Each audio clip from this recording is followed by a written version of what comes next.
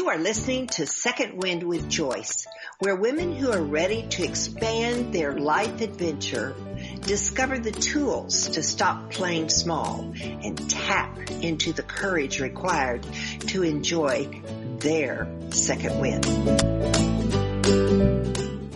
Welcome. I'm so glad to have you here today. This is an exciting day because I think you're going to really enjoy my guest today. And you're going to walk away with some valuable tools for your kit. Now, I want to tell you that, when I was going through my transition, which was a divorce almost 20 years ago, I worked with a coach, and my coach insisted that I get to know who I was. And I thought, what is she crazy? I know who I am. But as she took me through a process of getting to know myself, it was just eye-opening to me. And what the process was learning about my value, my getting to know what values I had. And sometimes people say, like I did, oh, well, I know who I am. I know who I am. But yet they experience things like being uneasy with friends and thinking, I just don't fit in. These people don't understand me. And sometimes it's because we make decisions to hang out with people that are not in alignment with us.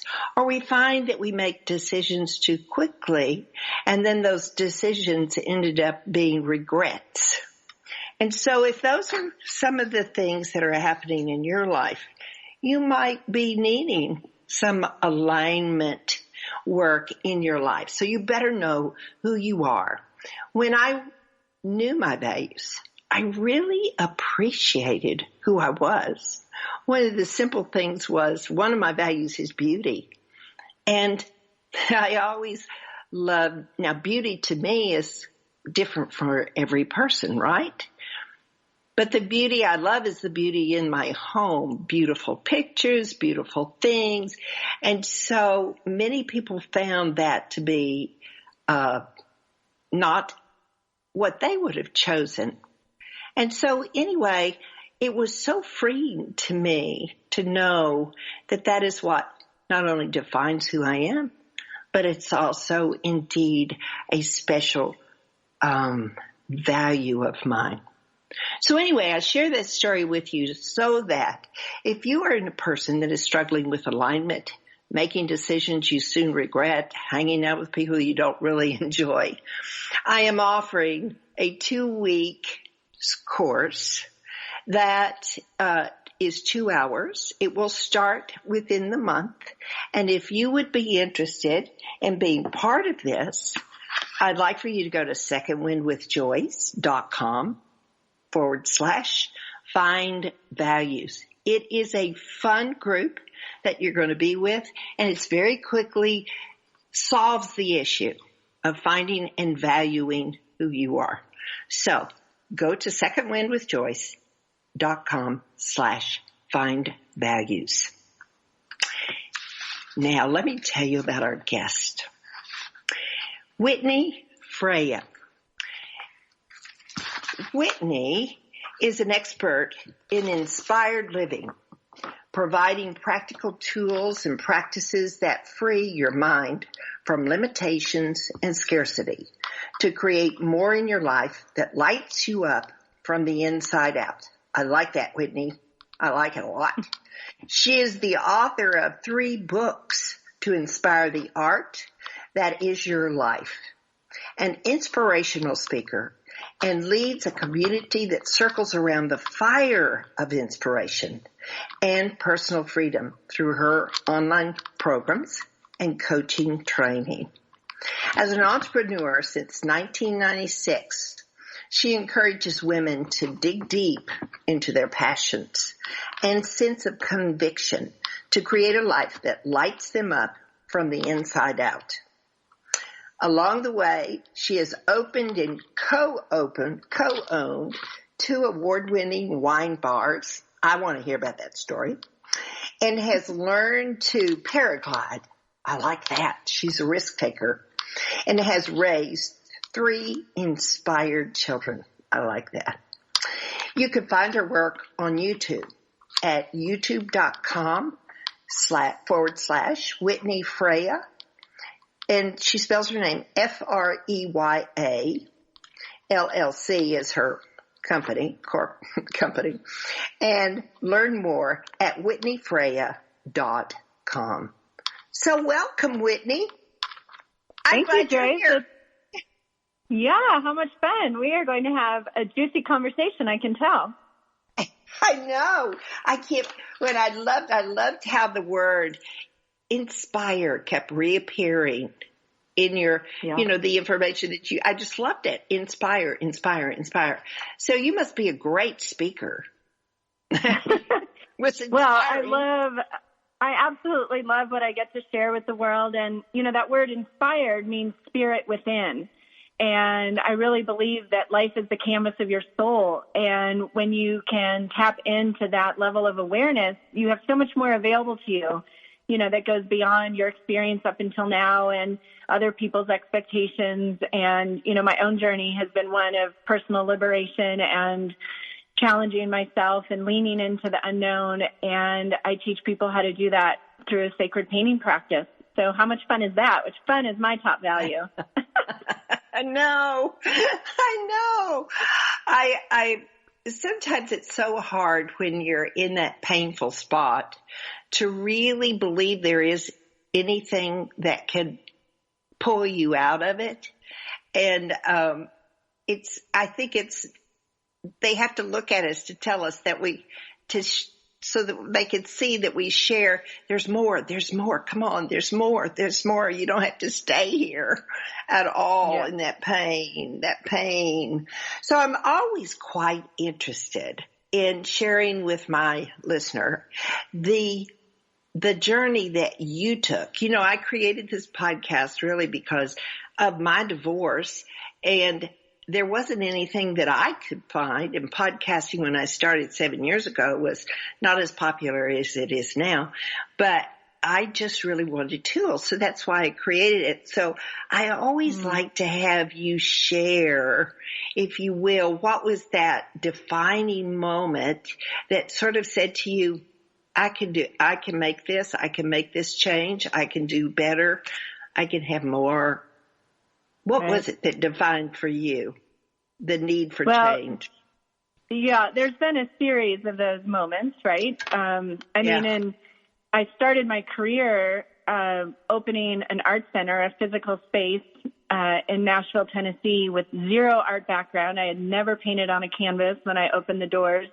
And, that came about from being given this very strong intuitive understanding almost in a moment that it was through art making that people could develop this artist mentality that I had read about in a book called Zen and the Art of Making a Living, and learn how to create the art that is their life, that they would be able to observe objectively and learn in a fun way what they want to create, where they get themselves stuck, where that inner critic comes out, or the perfectionist, or, starting things and not finishing them, or whatever, that they could practice at the canvas what they needed to create what they wanted into the art that is their life. And, I had always known that I was meant to do something different, and I didn't know what that was until literally a second later when I was given that awareness. So, now 24 years later, I'm so grateful for following that intuition, and it made no sense whatsoever for me to open an art center, right? And then in 2012, I also chose to leave my marriage.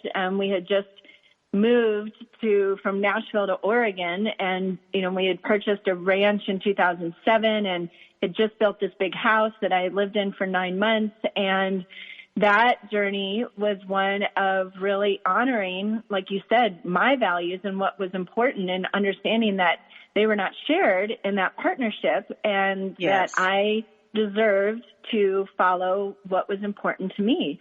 And I'm so grateful for the husband for providing the opportunity for me to experience that level of personal liberation and to learn. And, he's not quite on that same page still, but, it was a very unpopular decision. And so at that point, I really entered into a wrestling match with, the ego, earthly part of me that was really, blowing wide open this kind of beaver cleaver looking existence. And, I had 3 young children. I mean, we had just moved them cross country. It was pretty dramatic. Yeah. And then reconciling the other greater part of me that felt like I was being reborn, that I was so in alignment and on my highest path because I was choosing joy and I was choosing my personal values and no longer allowing myself to dim my light to keep other people comfortable, Yeah. And so I spent so much time going within. I painted constantly because while I was not only painting, but what happens is you raise your energy and your consciousness to this creative frequency, which only knows possibility, right? And so I would crawl to the canvas sometimes crying, and within minutes I was just as if I was bathed in this energy of just personal conviction and strength. And then I hung those paintings up. They were all very symbolic and they radiated into my space and to the energy that I needed to keep myself on track, focused on those higher vibrations rather than, the toxic energy I was being, subjected to from other directions. So, so it really has been a layered journey, of getting to know myself and, honoring my inner truth. And that's, what I teach other people to do in a really fun way. And, I'm so grateful. It's been a roller coaster ride for sure. The wine bars were an interesting chapter. Those came out of nowhere. Well, I'm sitting here thinking, okay, you moved from Nashville to Oregon on a ranch, and I just see major change. Did you still have your art school or art? Did you call it a school? What did you call it? You called it was an art center. Yeah. Center. So, when I knew that I was moving to this kind of remote rural area, I started transitioning out of the bricks and mortar structure into online. So I launched my online programs in 2009. And I did that in New York. I traveled to New York with my friend and business partner and collaborated with Women for Women on International Women's Day. I created a banner that we marched across the Brooklyn Bridge with, the President of Ireland and Naomi Campbell and Tim Gunn and, Kate Spade and, just this amazing group led by founder Zainab Saldi of Women for Women. And I did book signings and we walked around New York with a big canvas that said create change and invited people to paint on it. And, I just flew to New York and declared the grand opening of my online programs, right? So an example of creating your reality. And so from 2009 on, the focus was on my online program, and I had published my first book, The Artist Within, at that point. And it was a huge transition there. And then when we moved here in 2011, I had begun my Creatively Fit coaching training where I certify people and train them to teach art the way I teach art. And that was such a blessing because when I got divorced, I had a nice foundation with that certification, and that's what supported me, for many years moving ahead. And I was able to surround myself with a tribe of mostly women who are also inspired to really fan the flame of that sacred spark in people. We're all here to live as creators, and we're here to create our lives and, how we ripple through our days uniquely in a way that only we can. And just to make that extra challenging and fun, we're born into, for most of us, a culture that encourages us to live up to other people's expectations and fill in the right blank right? And sugar and spice and everything nice and all of that. And so it is really a journey of liberation and of self-validation and alignment. And we wouldn't have it any other way, right? Because that's where it gets exciting and challenging and where the reward is. So, it's been a wild ride, but I wouldn't change any of it. I bet. It sounds beautiful where you moved to, but also Nashville is pretty sweet too. So, but I just can't imagine that the major thing. And so it's so wise of you to go to the internet. Now that was pretty early to go to the internet, actually. Yes. That was 10 years ago. Yeah, the online programs at that point were just, step-by-step photos, right? And so videos, I don't remember when I started doing videos, but I guess by 2011 I was doing videos. But it was early on for sure. And grateful to have, understood that was the direction to go, because right now I live in this, remote, beautiful mountain area. And, at any moment I'm connecting with, one of my coaches in Zimbabwe or Australia or New Zealand or Singapore. And, so I'm able to keep that kind of global connection and really learning from people all over the world myself, while also kind of living in this personal retreat space is what it feels like. Yeah. Now, I want to go back and visit the statement that you said. You had zero art training. So how does one pick up the brush if they have, I could just imagine I'd look like I was painting the paper, but in a very wall painting method. So what even called you to do that? Well, I had been a wannabe artist my whole life. I had an art teacher when I was 9 tell my mother and I that I had a great eye for color and balance, but drawing wasn't my thing. And my 9-year-old self heard, I'm not an artist, right? Like, artists can draw. If I can't draw, then clearly being an artist is not available to me. And I still remember, like, the friends and the friends' older sisters who I saw as artists and who painted and drew, and I would just hover over their shoulders and express how much I wished I had inherited that DNA, but, I didn't, so I couldn't ever be an artist. And the college students in art school who had their projects out in the hallway in my dorm, and I was, again, leaning over their shoulder, wishing that I could do that. And so I, one of the things I coach people on is, what are you a wannabe what? Yes. Because that's a the great only reason, statement. The only reason that desire is there is because you're meant to experience it. Yes. So what literally happened is I graduated from the University of Michigan and I left to sell books door to door on straight commission. I did that for 4 summers, and nothing is as scary or crazy as selling door to door, right? So before my last summer, right? Before my last summer selling, well, I picked up a book before my last summer called Zen and the Art of Making a Living by Lawrence G. Bolt, which I highly recommend. And in it, he says that unless you develop an artist mentality, you won't be able to create the life of your dreams.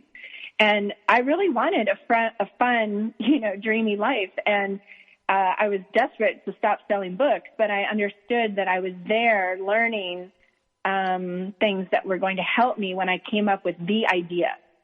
So I knew there was going to be an idea, and I came up with like 100 just in the process of taking a shower. I almost felt plagued by ideas.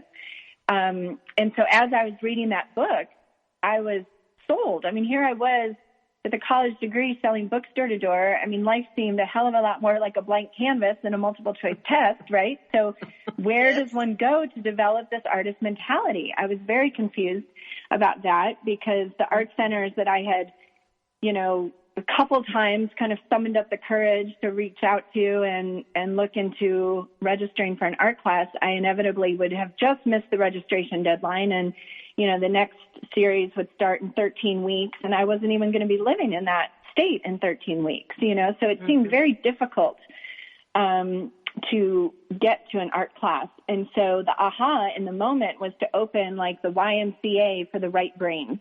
I had read about the right brain, left brain dynamic and understood that, like, wow. So when I was in college and I would just pull out a bunch of old magazines and start making collages, that was me bringing my brain back into balance. With all the schooling and left brain work, the collage got me into my right brain. And so I wanted to help people work out that right brain muscle. So that was a conversation I started with people. So I opened the Creative Fitness Center, and I still don't really understand what I thought I was going to do when I opened the doors, because I had all these art supplies and paints and canvases.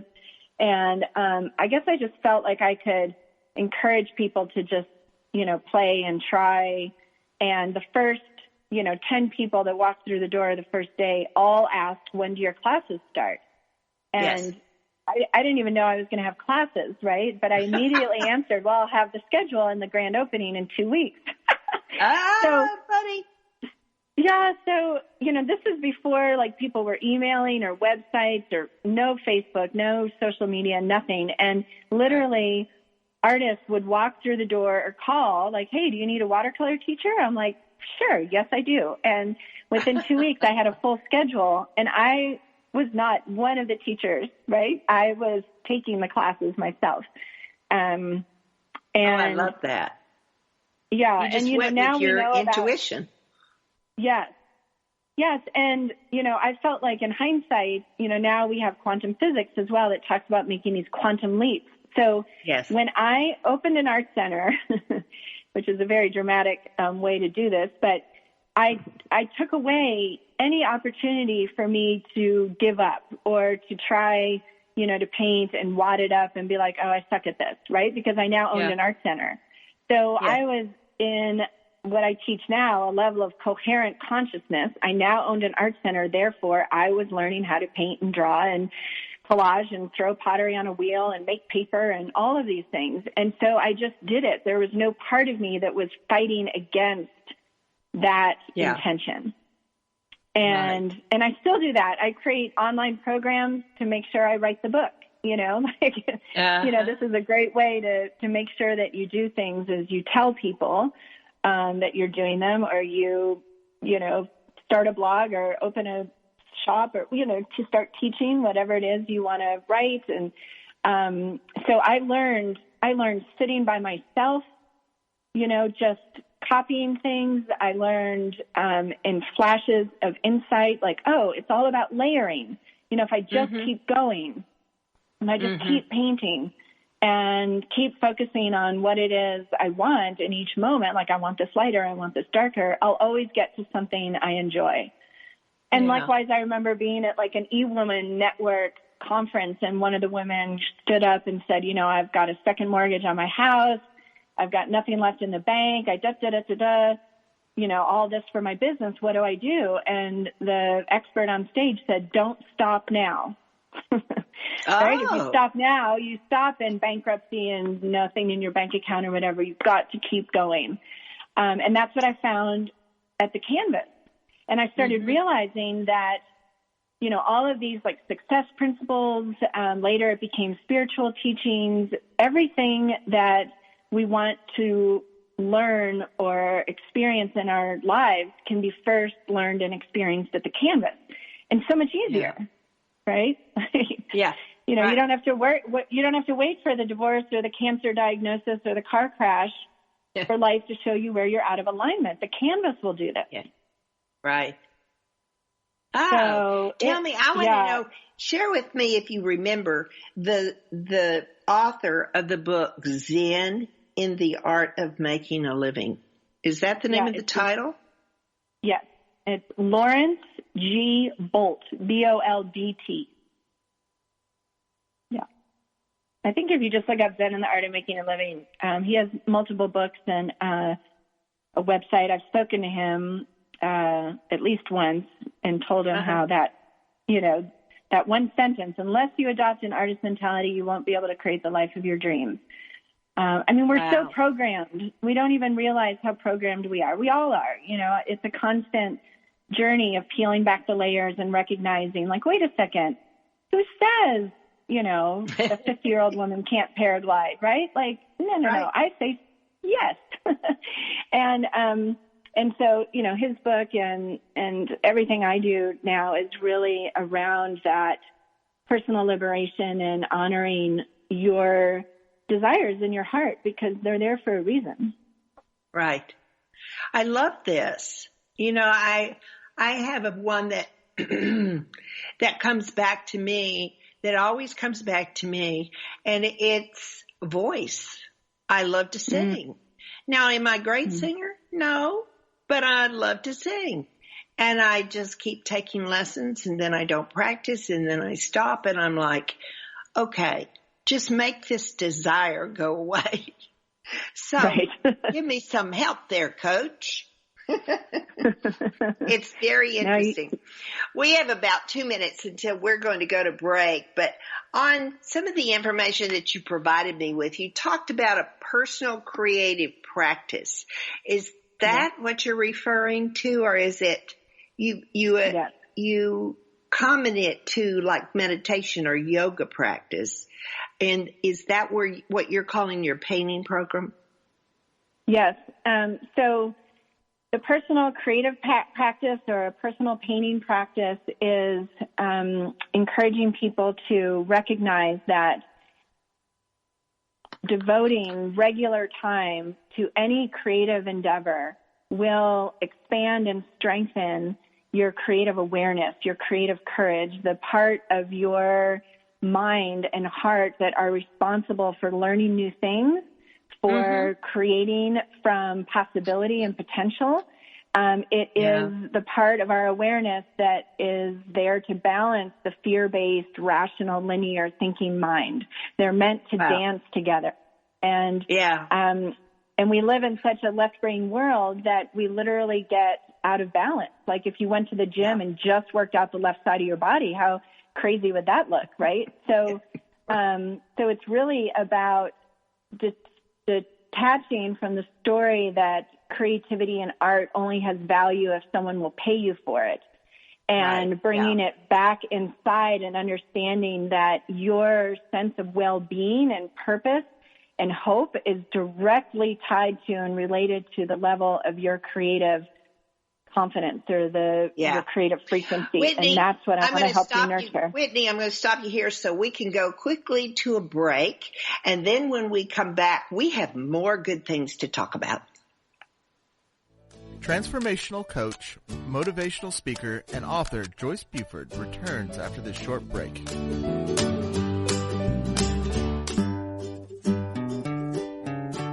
Close your eyes and imagine living your life without limits. Where would you go? Who would you meet? What would you do? During an Uncover Your Hidden Genius session, you will discover what's keeping you from living your life with purpose, passion, and fulfillment of your potential. You'll get a clear vision of the steps you need to take to uncover your hidden genius so that you can live a life without limits. Sessions can be done over the phone, Skype, or in person. Find out more at www.joycebufordempowers.com or by calling 903-287-0747.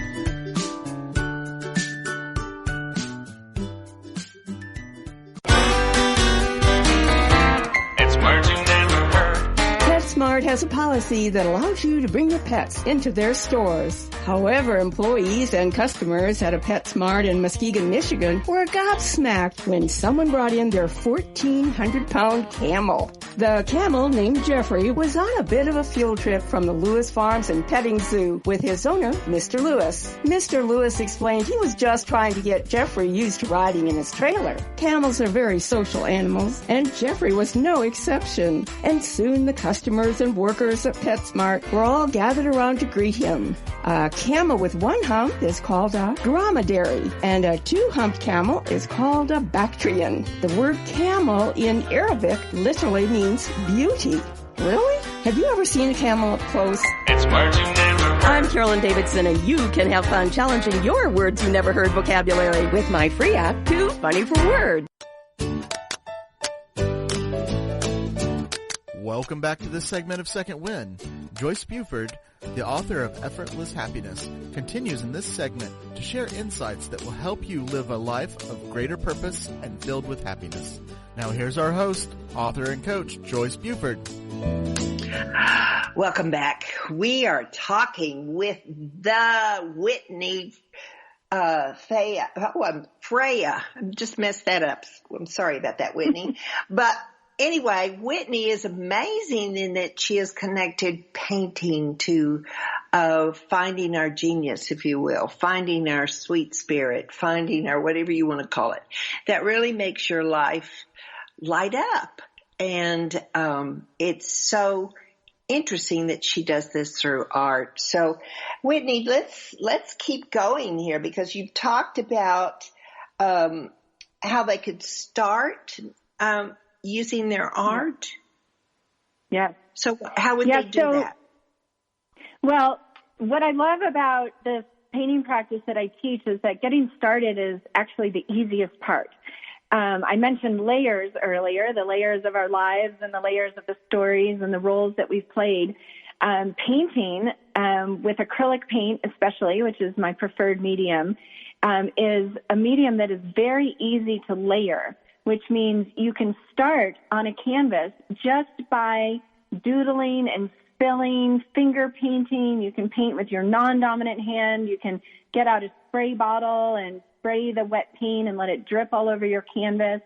I paint words of affirmation. So say you want to develop or connect to more of your inner wise woman or your inner wild woman. You know, you can paint, I am my wild woman, I am my wise woman onto the canvas to set the intention and really infuse it with an energy. Those words are alive. And even though the canvas will end up covered, you know, you won't see those words, the energy is there. It's very palpable.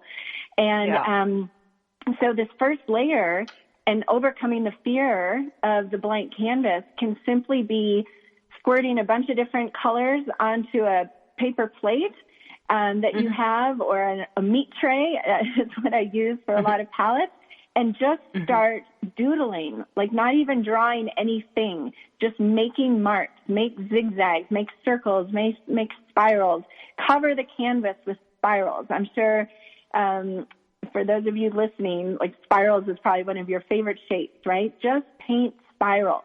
And observe yourself where you start getting nervous. Am I doing it wrong? This isn't good.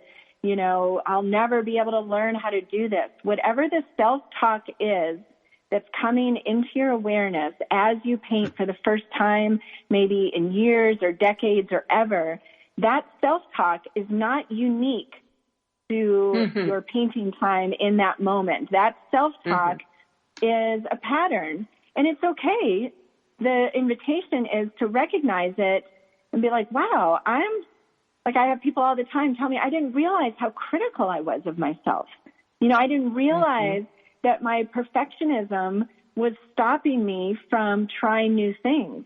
You know, I've worked with, like lawyers and accountants. There was a woman who is a very well-known, successful lawyer in Nashville who came out of her first art class and said, this is the first time in my life I have realized it is okay to make a mistake. Oh, that's powerful. Right? Yeah, right. Because we have these strengths that, you know, often help us to be very successful professionally, but they're not going to help us find our life's purpose or have meaningful relationships with our children or our spouse or lovers or friends or whatever, you know. We tend to blanket, you know, this kind of perfectionism or attention to detail or, you know, whatever it is that helps us in other areas into all of our life. And the art will show you where you can kind of let go a little bit, to where you don't have to control things, where you can trust and just see what's going to come next. So it's a journey from releasing. Almost everyone I work with starts with this product-oriented talent-based, skill-based story around creativity and painting. And so the first step is just to let loose and to play and reconnect to really that childlike energy that just loves watching the colors mix together and loves learning, how to create bright colors and earthy colors. And we just play without a pressure being put on ourselves to produce or achieve. And then once you do that, then you can also learn to use the canvas as a mirror, to show you like, okay, where am I stopping my creative flow? Where do I stop short of crossing that threshold into the unknown, right? Because if we want anything different in our life, it's change, and it's something we haven't experienced up until now. And a very real thing, and neuroscience has proven this, our rational thinking mind is physiologically programmed to resist all change. Mm-hmm. So, it's not look over the edge of the cliff, make sure the net is there, make sure it's strong enough, throw something that weighs about what you weigh into the net to make sure it will hold you. It's leap and the net will appear. Right? Yes. Yeah. So or it's carry that bag of things that are going to help us.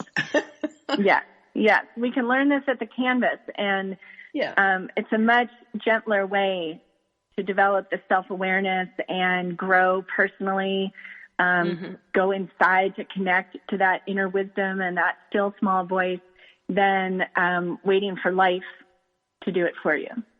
Yeah. Yeah. Right? Much easier, started, less expensive, all the good reasons. So how do you teach somebody over the internet? How do you start that? Well, my first step, I do have a free program that I'm sure we're going to offer to everybody. And then I have my painting meditation challenge, a 21-day painting meditation challenge that's actually with watercolors. And that is where a lot of people start with me, because it is, you can use basically any kind of watercolors and watercolor paper, and it's very easy to just spend 5 or 10 minutes each morning or each evening with this painting meditation. And there are videos with beautiful music, and it's really about letting go and playing. And then I have online programs that move into different levels of watercolor and acrylic. I have my Art Gypsy series where the whole course is filmed in some beautiful locations. So I have Art Gypsy Greece is a watercolor course, and we're on the island of Ikaria together, and we're painting on the beach and in these mountain towns, and learning how to use an intuitive watercolor practice to access your own inner wisdom, or to use your own painting practice as an oracle. So instead of going to the Temple of Delphi to consult the oracle, you go to the temple that is your watercolor journal and access your own inner wisdom. And then the other course in that series is an owl painting course, and we go to Guatemala to Lake Atitlan, and I'm paragliding and flying and painting owls and talking about courage and how to develop courage. And it's such a beautiful area, just breathtaking. And then one of my very popular programs, especially right now, is my Buddha painting program. And you paint an acrylic painting that is a Buddha, and that is really where I first experienced how visceral what you paint is in your experience. So when I painted Buddha right after my divorce, I could not believe how peaceful and centered I felt while I was painting Buddha, and everything I learned from that process. So I created a Buddha painting program, and people are really discovering that same thing. It just creates such peace for them. So all of the courses are meant to be fun, no experience necessary, and very inspiring and beautiful. So I make it very easy for everyone to get started. So you talked about a free course. What's that? So I created the Life Artist Masterclass, that is a very easy way. You don't have to paint or draw anything. Some people do, of course, but it's not what it's about. It's really teaching you how to live as a life artist. This is not what we were taught in school. And I do it through 5 sacred symbols. So I work a lot with symbols, which can be anything from a feather to a mandala to an animal, to a primary shape like a triangle or a square. Like everything is a symbol. Nature, trees are symbolic, rivers are symbolic. And I actually film the Life Artist Masterclass outside next to creeks and snow-capped mountains and explain how we are being guided in each moment along our highest, most purposeful, liberating path, often through imagery, because we're processing so much of what our brain is receiving in each moment is processed through our sense of vision. So, if you're seeing feathers everywhere, hearts everywhere, lotus flowers everywhere, there's a reason. Not everyone is seeing those everywhere. You're being offered guidance through the meaning of those symbols. And you just pull out your phone and Google, what do feathers symbolize? What do owls symbolize? What do, lotus flowers symbolize? And you will get insight. You will have an aha. It will meet you right where you are. And then likewise, you can go to the canvas or your art journal and paint the feather or the lotus flower. And you get even more information and insight. And, pay attention, right? Even Joyce, as I explain this, to how this isn't meant to sound or be logical. Right? That's a different thing. That's not what we're talking about. We're talking about the part of your brain that literally lights up on the MRI whenever you learn anything new. The right hemisphere lights up.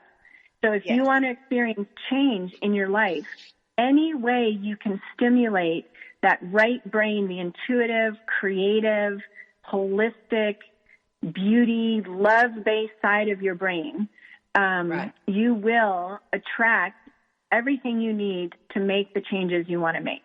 If you're trying to find the plan that guarantees that the change will be successful and safe, it's going to be a much longer timeline. It's really important to understand that your most fulfilled life, your next personal breakthrough, does not lie on the other side of logical thinking. You have to get out of your mind into your heart, relaxing and having fun and enjoying yourself and letting go of the to-do list and the worry and the stress. That's where you get the aha. I see. Yeah. That's what I love doing. The challenge, if somebody was interested in your challenge that's coming up, can we go to your website to sign for that? Of course. Yes. WhitneyFreya.com will get you everywhere you need to go. Everywhere we need to go. Everywhere you need to go. Absolutely. What is it again? It kind of cut out on you. What is it again? WhitneyFreya.com.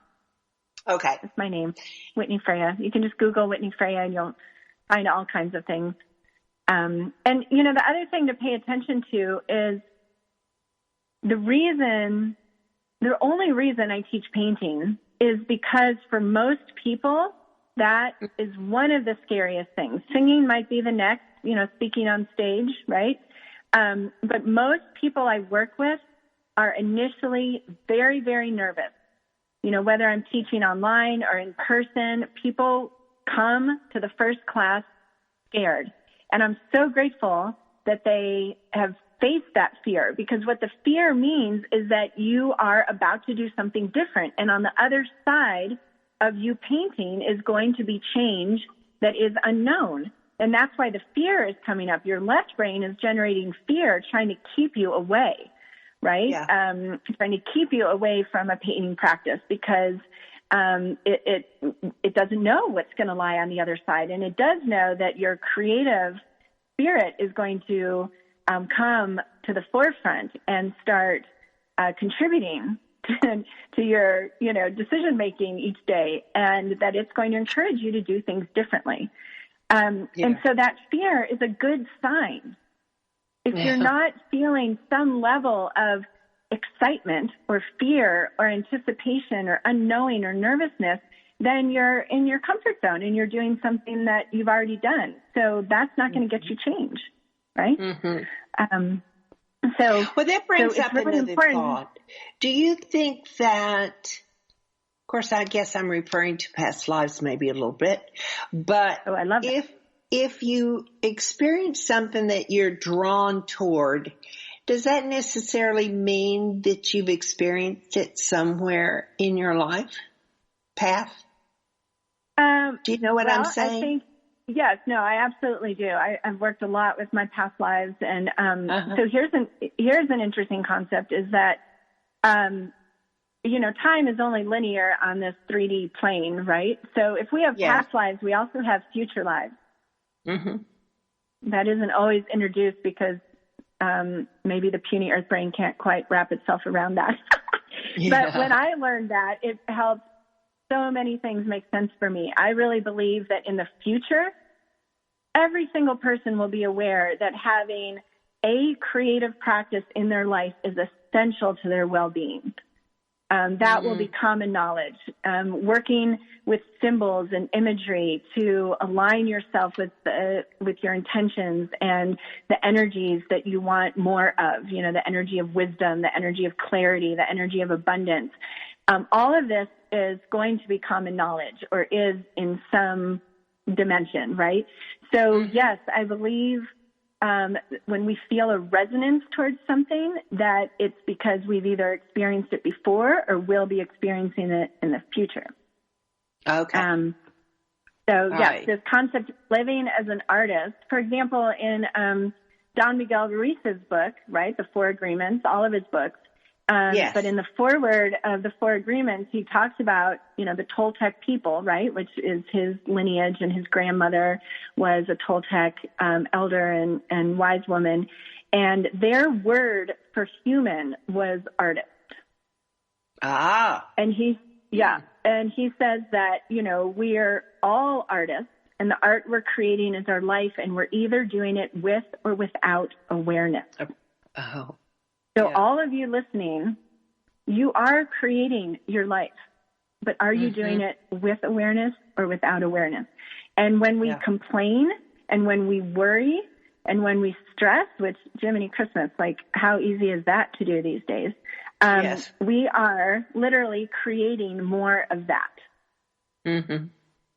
So the call right now, like never before, is to really understand how creative we are, and to look towards wherever you see, the need for change, and to imagine all the ways that change might happen.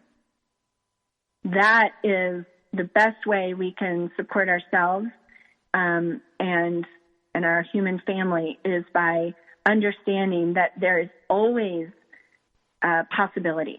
There's always ways of doing things differently. We are never stuck in a corner with no options, even when it feels that way. And we know this on so many levels, right? But it's hard because it's a scary world out there right now. And there are very real challenges and very real hardships and things that people are experiencing. And that is why more than ever, I'm so inspired to do this work and share this message, because it is only your creative self, your creative awareness, that is going to move you towards what you want and towards the change. We have to tap into it. We have to stop saying, I'm not creative, I can't even draw a straight line. That statement is not in alignment. I have a question for you. Sometimes women have a tendency to think they don't need to change, or they can't take an action. This is life. This is what it is. And so those of us who have gone through change and have come out with a more fulfilled life can realize it, but sometimes it's hard to, quote unquote, sell. And so does the practice of painting help open that door. Oh, absolutely. I tell my creatively fit coaches in the training, right? I'm like, there's good news and bad news. And they're both tied to how scared people are of the blank canvas, right? So the bad news is they're scared of the blank canvas. It's not like, hey, you want a glass of red wine or a chocolate chip cookie, right? It's like, no, I don't want to paint. I can't. I'm so scared. The good news is the only reason they're afraid is because of the transformation. Like, it will work, guaranteed. There is no way that you can go to the canvas or like in the 21-day painting meditation challenge, there's no way you can complete a series of days of just losing yourself in play and doodling and trying to not make anything and not be productive and not experience a level of personal transformation. You will change. I guarantee it. And I do guarantee it. Like, money back, guarantee. because it's how our brains work, physiologically. And even easier than that. So for someone who's really listening right now and digging in their heels and like, there's no way my life can change. So the good thing is that you can start with anything, any change. Like, what are you planning on making for dinner tonight? Change that, right? What's your routine when you get up in the morning? Change that. Make pancakes for dinner. Call a friend that you haven't spoken to in a long time and talk with them.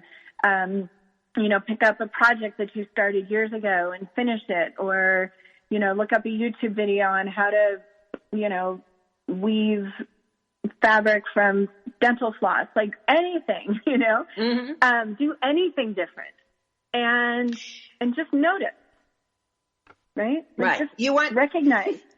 You want me to share one that I did when I was going through?